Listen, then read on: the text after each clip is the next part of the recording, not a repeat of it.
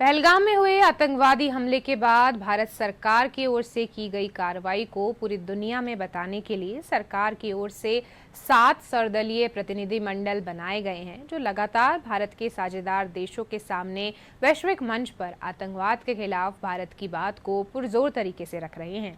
सभी सर्वदलीय प्रतिनिधिमंडल विदेशों का दौरा कर वहां की सरकार, मीडिया और आमजन को आतंकवाद के खिलाफ भारत की जीरो टॉलरेंस नीति की जानकारी दे रहे हैं। ये प्रतिनिधिमंडल कांगो, जोहान्सबर्ग, सिंगापुर, पनामा के दौरे पर हैं और वहां की सरकार व आमजन के साथ आतंकवाद के खिलाफ भारत की नीति पर चर्चा कर रहे हैं। सिंगापुर, जोहान्सबर्ग, कांगो, पनामा में इस समय भारत के सर्वदलीय प्रतिनिधिमंडल इस समय मौजूद हैं, जो वहां की मीडिया, सरकारों और अन्य संस्थाओं के साथ आतंकवाद के खिलाफ भारत की मुहिम को लेकर चर्चा कर रहे हैं। इस प्रतिनिधिमंडल में विभिन्न राजनीतिक दलों के सांसद शामिल हैं, जिसमें भाजपा के रविशंकर प्रसाद और बैजयंत पांडा, कांग्रेस से शशि थरूर, जेडीयू से संजय कुमार झा, डीएमके से कनिमोझी करुणानिधि और शिवसेना से श्रीकांत शिंदे शामिल है। इनमें पूर्व केंद्रीय मंत्री एमजे अकबर भी शामिल हैं, जो पाकिस्तान के खिलाफ अपनी मुखर आवाज के लिए जाने जाते हैं।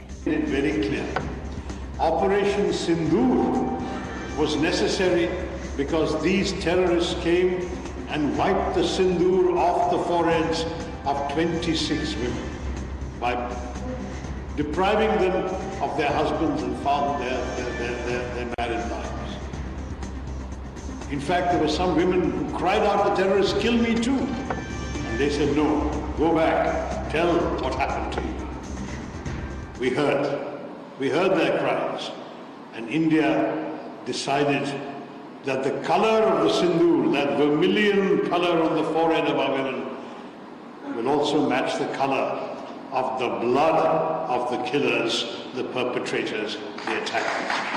भारत किस प्रकार से टेररिज्म के खिलाफ लड़ रहा है, आतंकवाद के खिलाफ लड़ रहा है, किस तरह से भारत पर गए 4 दशकों से आतंकवादी हमले होते आए हैं और पूरी ताकत के साथ भारत उनसे लड़ रहा है। ये पहलगाम हमला जब हुआ, इसमें 27 लोगों की जान गई। ये जब हमने उनको बताया तो उन्होंने अपनी संवेदना प्रकट की और पूरे ताकत के साथ हम भारत के साथ खड़े ऐसा निश्चय देखिए किया। उन्होंने ये भी कहा कि ये जो हरकत पाकिस्तान ने की है, वो अलग अलग फोरम में जाकर पूरे दुनिया को बताने का काम भी वो करेंगे। मुझे लगता है कि ये बहुत बड़ी बात है।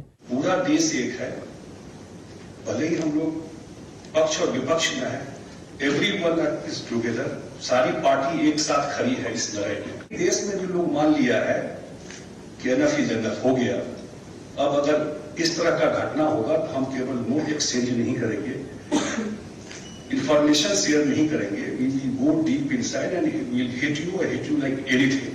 ये एक रिजॉल्व लेकर के गए हैं, दुनिया में भी हम लोग जाकर के यही बता रहे हैं। Must tell the truth to the world, and we all in one voice must condemn any terrorism anywhere in the world. And we have come with a message of peace, love, harmony. At the same time, we must not forget that India is not going to tolerate any violence against any Indians anymore. And that's the message that we have come. Our first effort will always be peace. And India is one country which has never initiated a war ever. Sanjay Kumar Jha के नेतृत्व वाला सर्वदलीय प्रतिनिधिमंडल Jakarta से पहले Singapore का दौरा कर चुका है। आज जकार्ता पहुंचा। सिंगापुर में पाकिस्तान का आतंकी चेहरा बेनकाब किया प्रतिनिधिमंडल ने। साथ ही पाकिस्तान के वित्त पोषण को रोकना होगा, ये बात भी प्रतिनिधिमंडल ने सिंगापुर के सामने रखी। आतंकवाद किसी भी रूप में स्वीकार नहीं किया जाएगा, प्रतिनिधिमंडल के अन्य सदस्यों ने अपनी बात में ये कहा। उधर कुवैत में सर्वदलीय प्रतिनिधिमंडल का नेतृत्व कर रहे भाजपा सांसद बैजयंत पांडा ने कहा कि प्रधानमंत्री नरेंद्र मोदी के दौरे के बाद से भारत और कुवैत के बीच सुरक्षा और आतंकवाद के खिलाफ साझा सहयोग के लिए समझौते हुए हैं। उन्होंने कहा कि आतंकवाद के खिलाफ भारत की जीरो टॉलरेंस नीति रही है। उन्होंने साथ ही कहा कि मांग की है कि पाकिस्तान को FATF की ग्रे सूची में डाला जाए, ताकि पाकिस्तान को जो आर्थिक सहायता मिल रही है वो उसका दुरुपयोग न करे। कुवैत और भारत के तो हजारों साल का संबंध है। कुवैत भी आतंकवाद का शिकार हुआ है और कुवैत ने भी एंटी टेररिज्म स्टेप्स लिए हुए हैं। तो इस बैकड्रॉप में हम जो आ रहे हैं और जो मैसेज हम दे रहे हैं कि हमारा ज़ीरो टॉलरेंस है आतंकवाद के लिए, हम पाकिस्तान के खिलाफ नहीं जाना चाहते, लेकिन अगर वो हमला करेंगे तो हम ज़रूर जवाब देंगे, मुंह तोड़ जवाब देंगे। इसका रिसेप्शन बहुत सही ढंग से ये रिसीव किया जा रहा है यहाँ। और जो हम कोऑपरेशन के बारे में बात कर रहे हैं, जैसे पाकिस्तान को FATF का ग्रे लिस्ट में डाले ताकि उनको जो आर्थिक सहायता मिल रही है IMF से, कई अन्य देशों से, वो उसका मिसयूज़ ना करें। तो इस पर बहुत अच्छा रिस्पॉन्स।